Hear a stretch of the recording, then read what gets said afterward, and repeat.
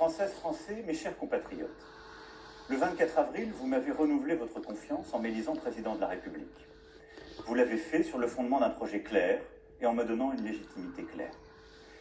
Les 12 et 19 juin derniers, vous avez voté pour vos députés et élire notre Assemblée nationale.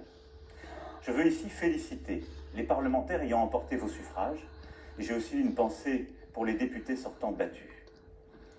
Je ne peux d'abord ignorer la forte abstention qui nous oblige tous à redonner davantage de sens à nos actions collectives, de lisibilité aux grands rendez-vous démocratiques. Voter est essentiel pour la vie de la nation, pour ses grands choix, et très clairement, ce n'est plus ressenti par tous. Je ne peux pas davantage ignorer les fractures, les divisions profondes qui traversent notre pays et se reflètent dans la composition de la nouvelle Assemblée.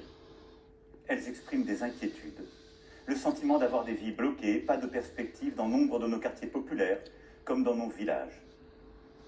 Ces élections législatives ont fait de la majorité présidentielle la première force politique de l'Assemblée nationale.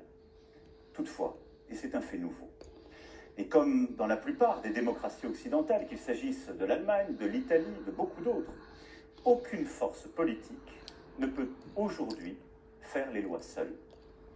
Il a manqué une trentaine de députés sur 577, et la majorité présidentielle est en effet relative. Sa responsabilité est donc de s'élargir, soit en bâtissant un contrat de coalition, soit en construisant des majorités texte par texte.